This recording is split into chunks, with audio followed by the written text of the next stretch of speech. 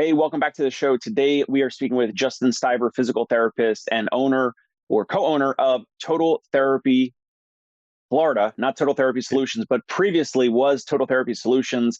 We're going to go over a bunch of things. Justin previously worked for Tony Maritato. If you guys watch me, listen, you know Tony, of course. He's been on the show a bunch. And Justin and his team have grown from that original location to now 7. They're also doing home mobile therapy. We're going to get into because that's my competency here in New York City. We are going to cover how Justin has grown and plans to fill up the newest locations, the 4, 5, 6, or 7 locations that have opened in the last year or so. They're going through a lot of growth. I know Tony and I have spoken in the past, and he had mentioned, this is before Justin, before he even mentioned your name, saying, a previous therapist, bought this clinic, and then, Tony and his wife moved out of Florida either before or after that. And I think he mentioned, you had a partner or an investor. And so I want to get into all of that. Justin, welcome on the show. Thank you, Dave. I'm happy to be here. Excellent. Let's start with a way for practice owners to potentially get more clinical students or clinical rotation students for their affiliations, for their DPT programs, where a lot of practices do this. And you mentioned this on the Strata Studios episode with Paul saying, I heard this either clip or part of the episode.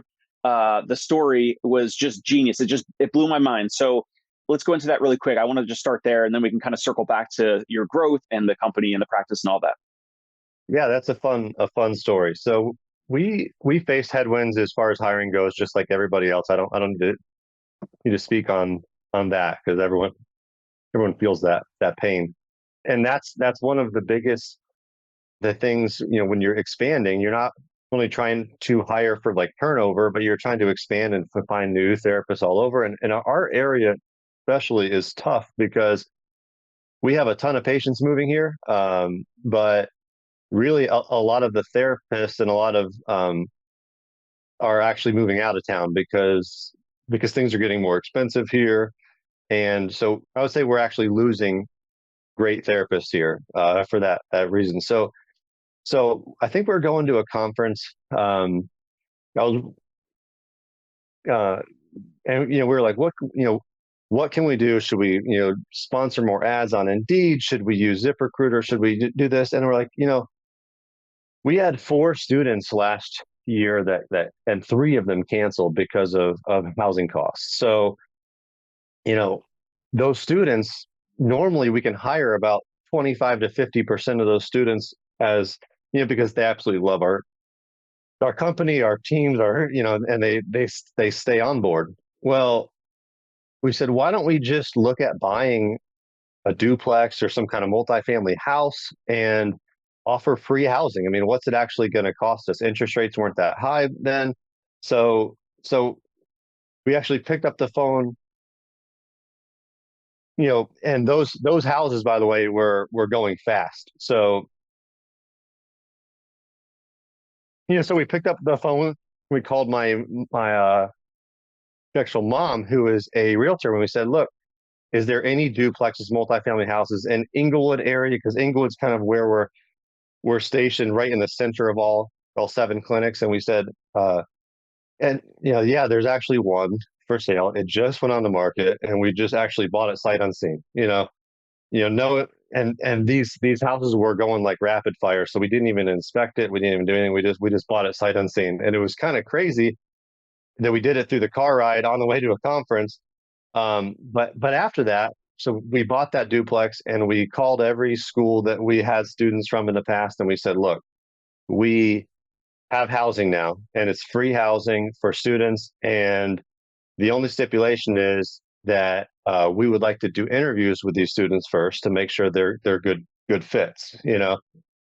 Mainly looking for students that are still open to outpatient therapy jobs, not and just good fits for us culturally too. So since then, our first round of students, we had 4 students, and we hired 2 of them. It's been awesome. I think we have 14 students scheduled for 2024. So things are awesome. But it just goes to kind of show you that these headwinds that you're facing, there's not you don't just have to stick with the status quo and say I have to spend more money on ads or recruiters. Those things we still obviously do those too, but this is just one avenue where I think you can kind of control your own destiny and not have to succumb to just because the way things have been in the past, or that you have to say that's how we have to do it moving forward. Yeah, awesome. And I think if I recall from the interview with Paul Singh about that story initially where I heard it, did you mention that your mother or someone in your family is a realtor or someone's in the business where you had maybe like, I'm not saying it was a pocket listing, but you had some connection where maybe it allowed you to be a little bit more comfortable in buying that sight unseen, or was Yeah, there some that was connection actually there? my mom's listing. So she's like, look, it's this, and I mean, this is way coincidental, but this happens in small towns like ours. My grandfather um, used to own that duplex. So Oh, so wow. oddly enough, I didn't know this until we purchased it. But I walk into the thing after we buy it, and I'm like, man, this feels familiar. And my mom's like, yeah, dude, you used to stay here in the summers when you were home from college. She's like, yeah, back when you're 19, 20 years old, you were broke and your grandpa let you crash out here for a couple of weeks. And I was like, oh yeah, I remember this place. So it was one of those things. It was inspected by her, and we knew that it was sound and it was in a great spot. So it was just no brainer for us. How do you make sense of that? I guess as a business deduction, as a business write off, and an investment. Like, how do you make sense of like the cost where I know you mentioned previously, like you have the DPT students coming for a rotation. They are treating patients. It's basically free labor. They are treating patients. They might not. They're not going to have a full caseload necessarily. Maybe they do. I don't know. For Yeah. your situation, they're treating patients. They're generating revenue for your practice. Uh, Mhm. Basically free labor. So do you look at it as like, well, if I were paying a therapist, market rate to treat those same patients, that's going to cost you probably, or maybe even more per month Yeah. compared to like the mortgage or the payment for this multiplex. Yeah, so we actually looked at all of that, and also we built out a tremendously robust student program too. So this is not the only thing we've done to get students in the door. We've had 15 or 20 students. We're probably since 2018 when we started, and our students have gone back to their schools and said great things about us. And the thing we hear a lot of times is that in their past rotations, they've been thrown into the fire and they're not really being taught a lot. So we have a robust, student program where we actually mentor them and teach them things. And me specifically, I like teaching things about being an outpatient therapist that they might not learn in school. So that side of thing gets great feedback too. So I think it was a perfect storm between the housing and then the students going back to their schools constantly and saying, wow, Total Therapy Florida is awesome. They have a great program. I felt awesome there.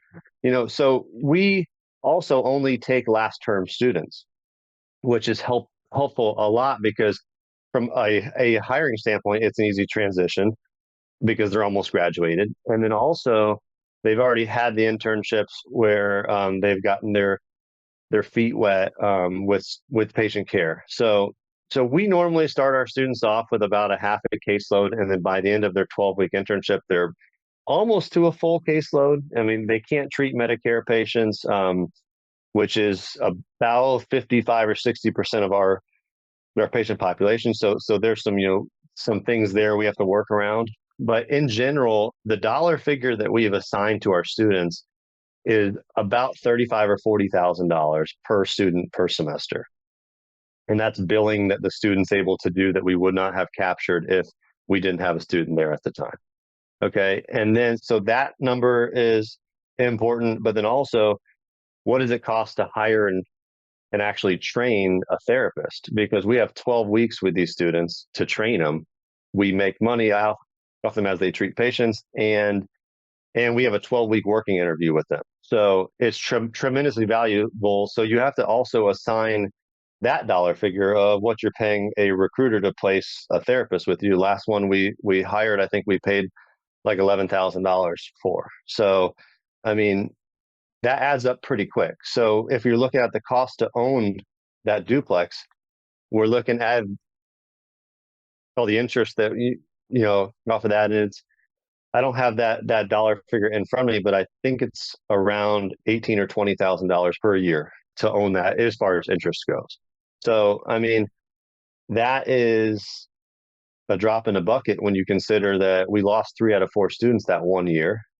So right there, we just gave up about $35,000 or $40,000 with revenue per student. And then the fact that we didn't hire those 3 students, also you have to factor that in. So I think from a straight ROI standpoint, it would be difficult for a practice owner to measure and justify if they don't kind of think outside the box. But also, we've built very busy clinics that have long wait lists and things like that, to where we have patients for those students. It's not like we're taking patients away from our therapists to give to the students. So, we actually increase our overall revenue with students there during that time. Yeah, very interesting. So obviously it's worked out well. Then when you do the interviews, so you're only doing the last rotation for clinical rotation for students for their affiliation. And then you're doing interviews. Is it mostly phone interviews? You do Zoom interviews? Probably not in person. It's all, yeah, we do about 20 Zoom interviews per semester on students on average. And out of those, we pick 4 or 5 students out of those, about 12 to 20 interviews per semester. Yeah. And obviously you're looking for like alignment with like core values and, the way that they're able to be like confident and communicate on a Zoom call. And then at the same time, you're making sure that they're looking to most likely work in your style of practice. So you're making sure that they're not looking to, go to some rehab facility or like a hospital or something like that. Obviously that they would, whether they know it or not, they're kind of like self-selecting themselves out. And you're looking to identify potential talent. And this is almost like you're curating like this, I call it like, cause I love baseball. So it's kind of like your minor league farm system, exactly. where you're kind of sourcing potential therapists for the future. Yeah. And, it's not a stipulation that they will work for us or that they're going to move to Sarasota County. That's not the stipulation. It's that you want to work in an outpatient private practice type of setting, because we put our heart and souls into training you on all these things. It's the small things. It's a game within the game. I like to call it, that makes you a great outpatient physical therapist. So if you have already made your mind up that you don't want to work in outpatient therapy, then you're going to hate this internship, because we're teaching you all these things because we're passionate about it. So that's the message, is like, it's a waste of our time and it's a waste of your time if we're not on the same page here. Got it. So let's switch over. So number 5, 6, and 7 clinics that you have, you're looking to grow those and ramp those up. So the most recent clinics, I think you said, are only 3 or 4 months old? Yeah, the newest one is about 4 months old. We opened one up last July. And then the one before that was probably November of 2022. So yeah, we're basically 3 or 4 of our clinics are completely grown out and full and busy on a wait almost year round. And then we have 3 or 4 clinics that are kind of on their way up. So it's a strange situation, because you see, like, you're so busy in these clinics, but you're not quite busy in these other ones. But it takes us about 2 to 3 years, depending on the strength of our doctor referrals in that area and other things, to get completely full on a wait. And the square footage wise, there are smaller clinics and then larger clinics. So each clinic's a little bit different as an entity. But I mean, top line revenue, we're doing over 1 million in a couple clinics, and we're doing about 350 to 400 in our startup clinic now. So on an annualized basis. Got it. Do you roughly shoot for, I mean, I know it depends. Some of the clinics might be a little bit smaller or larger, or maybe all your clinics are about the same size square footage, but do you typically shoot for like $1 million in revenue per clinic in terms of like just projections? Yeah, that's kind of like the standard for us, I guess you could say. Yeah. So as you're growing this current clinic, like you probably by now you have 7 locations, and you are obviously had 6 before this 7th one. So is there a full baked out strategy? Is there some strategy, and then also kind of like seeing what works and pivoting like on a monthly basis where like certain things may work well in certain areas, like workshops and things in person. Like, what are you doing for marketing in terms of, like, obviously you're reaching out to physicians and potential doctor referrals. What else in terms of marketing strategy and action plan? We're heavy on the physician ortho marketing. We have 2 full-time business development people that hit the streets all day long, every day. And they do an awesome job. We started mobile mainly it's almost marketing for us, because we focus almost specifically in orthopedic post-op. So we the same doctors that we've already worked with, we're trying to get those patients for mobile right out of the gate, so that we can control where they go for outpatient. It's not a super profitable venture for us yet, because we're up to about 5 or 6 therapists there, and with like 3 or 4 PRN. But we, because we're paid with an outpatient rate and we're mostly insurance based, we're averaging about $99 per visit with mobile. Our therapists with mobile see 6 people per day. Our therapists in the clinic see 10 to 12, depending on what day it is. So obviously there's a decrease in overall revenue per therapist on that model. But it really does, it's been a game changer as far as strengthening relationships with, all the orthopedics, because we almost provide like a concierge level service. We can go out there on the weekend, and we take great care of them. So we've definitely seen the strength of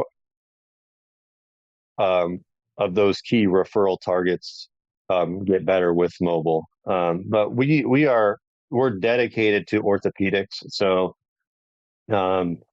we are definitely heavy on the orthopedic physician marketing. Got it. With your home visits, is it always 60 minutes, always 30 minutes? Does it depend on the therapist and their preference? Like, do you have any guidelines there? It depends on the insurance, but the therapists do have discretion to drag it out to a 5-unit treatment if they need to. If they don't have to, they don't have to. I mean, we definitely target key metrics that we would like them to be at, but the therapist has the discretion to kind of stretch it out if they feel necessary. Yeah. Right. And you kind of hinted at it in terms of like getting in front of these patients to kind of help kind of guide where they go for outpatient. So I'm assuming you would ideally, if it's post-op, so whether it's knee replacement, hip replacement, and maybe it's some other like, knee scopes, shoulder scopes, probably more lower extremity stuff that we see as well, like home visits wise. Do you typically have your therapist just see them for, I don't know, like 1 to 3 weeks, and then you're kind of having that therapist kind of guide them to the nearest outpatient office? Yep. Is that pretty much the approach? Yeah. So the whole thing is, we market this as a transition that is best for the patient. So if the patient is doing great after a total hip and they want to start outpatient week 2, we can transition them outpatient week 2. They already filled out all their paperwork. They don't have to do another intake with another company. They don't have to go through all that red tape. It's all Medicare Part B. So they don't have to do anything special. So our therapist and the patient can kind of decide if they want to stay an extra week in mobile. They can do that. We even have patients that maybe only have transportation to the clinics once per week. So we do home twice and then in the clinic once. So we can tailor that model to them and say this is best for your patient, and it's super easy. It's one referral, one plan of care, and the doctor doesn't have to sign a bunch of things from a couple different companies. Overall, it's just like a concierge level, for an orthopedic post-op experience that the patient has. Got it. And I'm not sure if you know this, but approximately what percentage of patients would you say love the convenience of your home mobile therapist so much that they want to just stay at home and do the whole plan of care at home? Is it 5 or 10%? Is it like 40 or 50%? It's probably 25%. Yeah. It's probably 25%. Now, if it's a total knee, which is a good chunk of what we do have specialty equipment in the clinics that the patient knows that we have. So they're kind of looking forward to getting on those machines and kind of, so it's explained to them that sure, we can stay at your house for the whole plan of care if you want us to, but there are benefits to going into our, also. So the best of both worlds is that hybrid model in our minds, but it's certainly great outcomes either way, you know. What's some of the specialty equipment, like total gym and like other therapeutic exercise We have equipment, a or what? Genuese in every clinic. I don't know if you've heard of that company, but if you haven't, look them up. They're I want to say they're made in uh, they're headquartered in Oregon, maybe, but it's a specialty thing that helps with the passive range of motion and the patient's in Okay. control, and it gives you all the I see. digital readouts and it tracks your progress, and so every clinic of ours has at least one of these, if not two. um so yeah. So I And just shared my screen. Is this it? yeah, that's the Gen, I think, 1 or 2 model. They're a lot more robust at this point, but yeah, so that little screen the person has there, if you click on that first one, that first picture, yeah, Yep. that's the newest model here. It's a pretty cool machine. It lets the patient track all their progress. It actually gives you all the feedback on the range of motion that you're getting, and it the science behind it is that it's supposed to decrease muscle guarding because the patient's in control and the therapist is not pushing them. They're being pushed by themselves, so they can relax into it a little bit more. So I'd say on average knee replacement patient, we're sitting them in that thing for about 10 to 15 minutes per treatment session. This is with this digital display where it can show the range of motion. Yeah, exactly. Very interesting. Well, we're And actually working with a company right now to pilot a rental home unit that we can set them up for in their house too. So that's kind of next. got it. And you have one of these in each of your clinics. Yep. Yep. What do these go for? Every clinic Couple, has at couple. least one, if not two, and some of the more. Wow. Okay. These are like, I'm assuming, a couple $1,000, 2 to 5. I think they're about, I want to say, $8,000 now, new. Right. Um, Interesting. and we're, that's kind of that's what we've built our brand around, is having things that other clinics maybe don't have, having training with the therapist that maybe other clinics don't have, and marketing the hell out of it, so that doctors know about it and the patients know about it.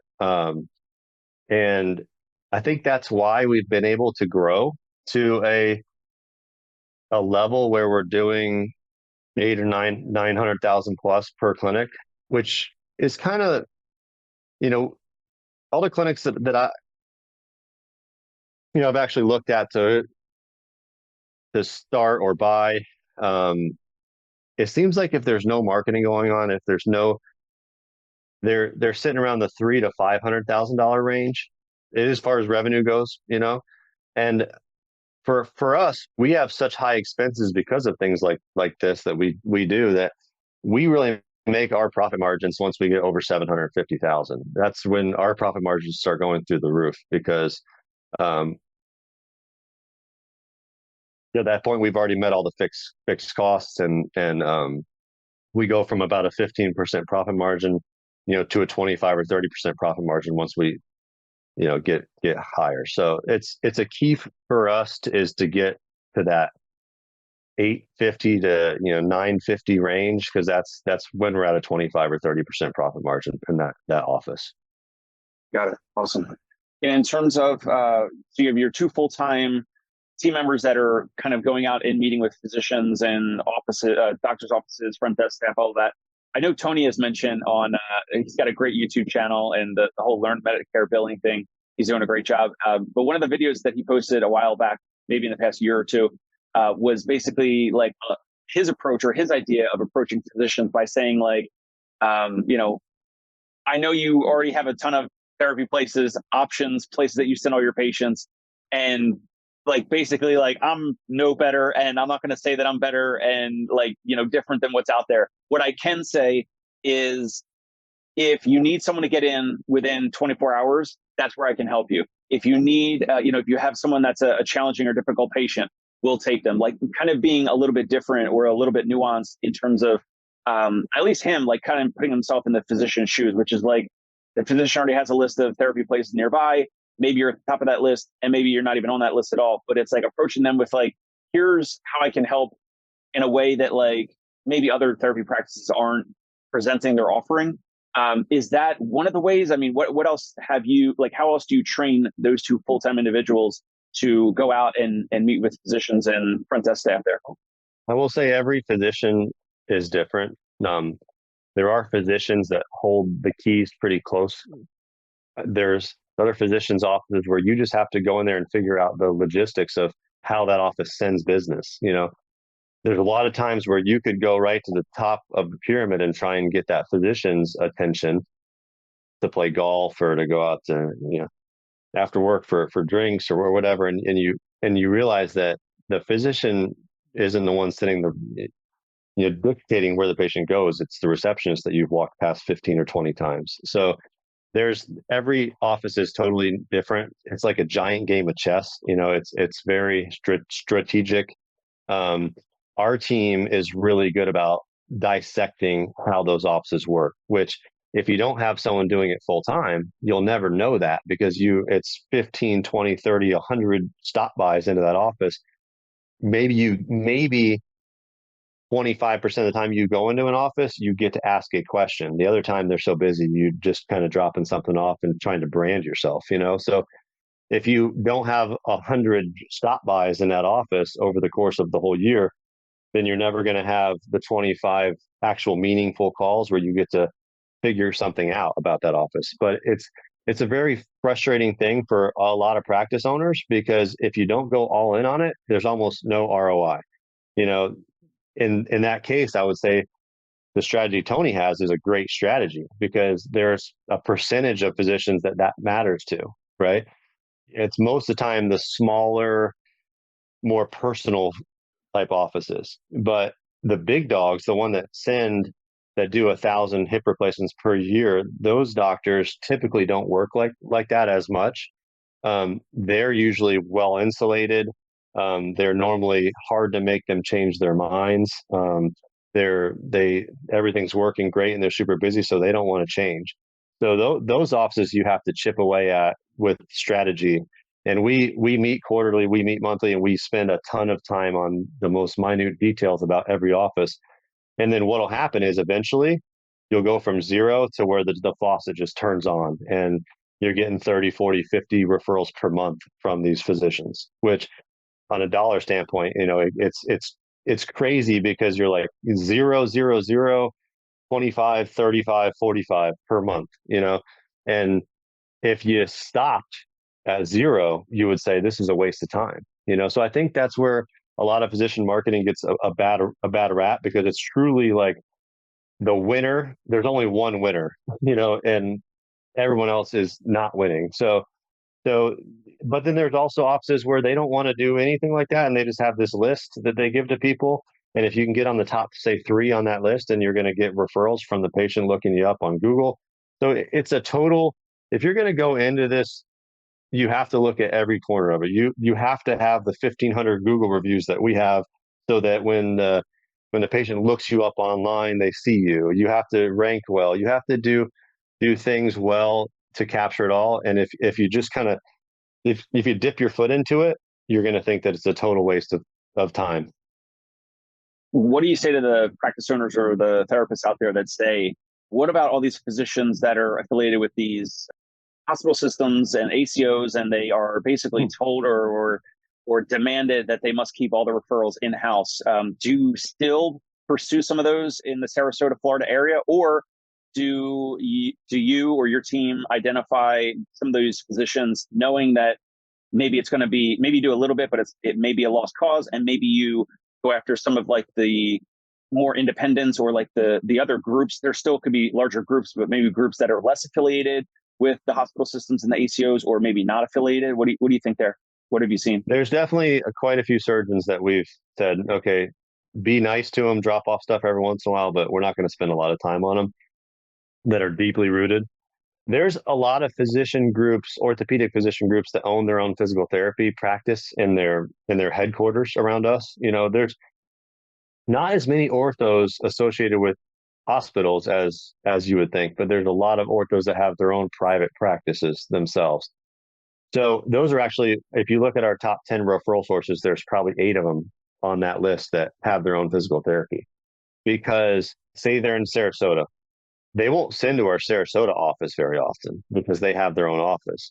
But our Osprey office and our Venice and our Lakewood Ranch and our Punta Gorda office that surround them 15 or 20 miles away, those are getting flooded with, because their patients aren't going to drive from Punta Gorda or Venice, which is 10 or 15 miles away, to their headquarters through downtown Sarasota traffic. So at that point, our message to them is like, look, we know how to play this game. We respect your guys' business.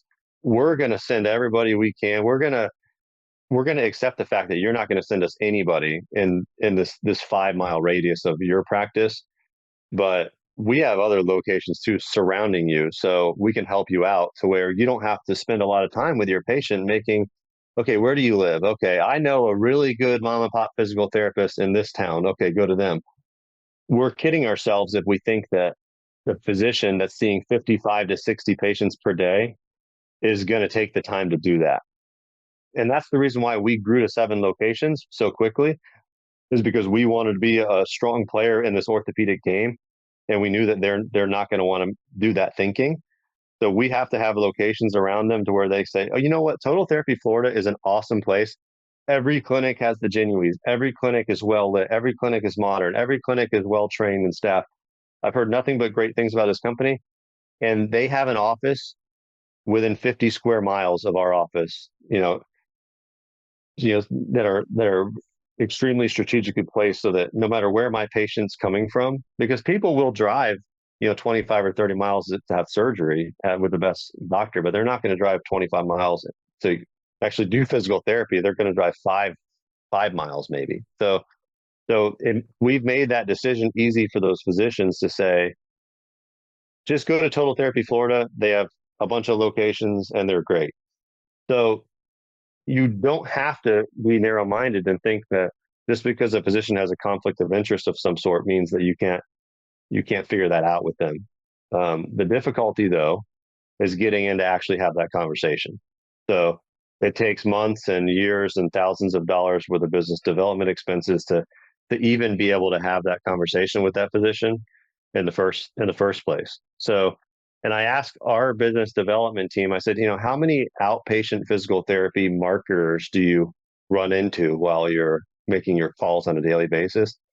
And they usually say 1 or 2 per week. Maybe physical has a marketing person doing something in these offices, but in general, our area in this is dominated by small practice owners, and most of those small practice owners don't have someone doing this full time. So we feel good about it. And so the ones that are doing this full time, they kind of learn as they go, and they're also kind of coached and trained by you and your team. What's the approach with, like you said, getting in there and kind of figuring out how the flow of referrals and how the business and how the practice operates? So sometimes it might be more the physician that's referring to Total Therapy or some other place or other places, or it could just be the front desk individual, the admin, whoever it might be, or maybe it's like one of the nurses or MAs that's there. Is the only way to figure that out is just have them stop by a lot, like weekly or every couple of weeks or something, and just drop off some pens, then drop off some, little things, or drop off cookies or whatever, or just stop in and ask questions and just, hang out for a bit, or invite them out for coffee or lunch or dinner? Is it kind of like all of that is as many touch points as possible to kind of figure out what's going on and kind of build a relationship over time? Yeah, so our small touches, like dropping off the pens, dropping off the cookies, stopping by and saying hi with a cup of coffee, those are typically used to leverage ourselves to be able to schedule a lunch with that office, which a lot of orthopedic offices don't do lunches, or they're fully booked out. So you're trying to get in to do a lunch. The point of that lunch is to be able to ask one question.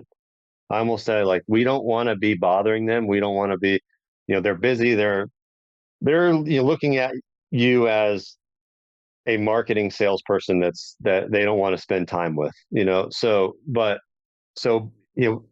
if you don't pry, if you just sit back and you bring them a great lunch, we're not bringing them Chick-fil-A, we're bringing them Longhorn Steakhouse or something, something that's just going to get them to say, wow, this is better than normal. This guy's not pushing me like most of them push me. They're not dropping marketing material all over the place.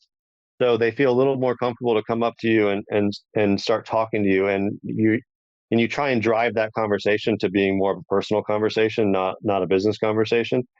But then what you do, if you do all that right, then you earn yourself like the right to ask. I always tell my team, ask one targeted technical question that you think matters. Like, can you just help me understand how the referral process works? Like, is it being passed from doc down to your nurse? Is it coming from a list? Like, tell me how that works. And then that's it. From there, we get that piece of information, we can start to strategize around it. And after 4 or 5 months of doing that, then all of a sudden those floodgates open because we've figured it out.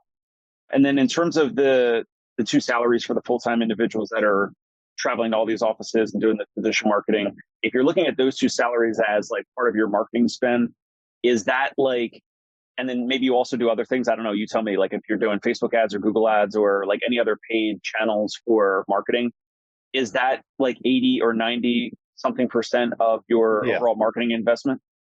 Yeah, definitely. Those two salaries are the huge share of that expense. Overall, last year we were just over 6% of our total revenue was spent on overall marketing. And I think they were probably almost 5% of that cost. So. Got it. And I think that's a good number, because I think I've heard others say, like 10% of revenue or up to 10% of revenue could be spent on marketing. So if you're at, 6%, that's like still in the ballpark. And I think we were probably at 10% when we first started. And as we're starting to grow revenues, that number comes down. I would like to see it around 3 or 4%, because what's also nice about the direct to physician marketing is that it's heavy in expenses when you first open up a new clinic, but then you can kind of transition from, whatever that X number is. If you get 500 new referrals from physicians that you would never have gotten that are first time in your office, then every year you can repeat those, because they're going to be stopping back in for some other problem, and they already know us, love us, so they're returning patients at that point. At some point, which is for us normally around the 2 to 3 mark, or the 2 to 3 year mark, is that clinic becomes self-sufficient, and then all of a sudden we're as busy as we can get, and that team can kind of move on to the next region and then just go into maintenance mode as far as those doctors go. So we don't have to scale our business development team like you would think we would have to, because over time, what's nice about, if you do everything right as far as all the therapy goes and the outcomes and the patient re-engagement through emails and things like that, you don't have to get 500 referrals each year that you wouldn't have gotten without physicians knowing you every single year. Yeah, awesome. Justin, enlightening conversation. I'm so glad that Tony suggested that we connect and get you on here. And I definitely liked your interview over on Strata Studios. So if you guys haven't checked it out, definitely check out Strata Studios on podcast players or on YouTube. Justin, in terms of any practice owner wanted to connect with you or reach out or learn more, or if it's a physical therapist that is looking to maybe relocate to Sarasota, West Coast, Gulf Coast, the Florida area, and maybe wants to connect with you to potentially do a rotation or work with you, what's a good place, whether it's email, website, LinkedIn, to connect with you? Yeah, they can look us up on the websites. I'm on LinkedIn, but if you want to email me, it's my name, Justin, Justin, at totaltherapyfl.com. Excellent. If you guys find this interesting and valuable and helpful, subscribe to the Dave Kittle Show on YouTube. Also, you can check it out on Apple, iTunes, and Spotify. We'll catch you next time here on the show. Justin, thanks a lot. All right. Thank you, Dave. Fun. Hey, it's Dave Kittle. Are you a healthcare business owner or physical therapy practice owner who is looking to figure out your succession plan or exit strategy? We might be able to help. And in fact, we may be interested in acquiring your practice. If you're interested, you can reach out to me. Shoot me an email at dave@conciergepainrelief.com. That's DAVE at CONCIERGE, painrelief.com. Or you can call me at any time, 646-781-8884.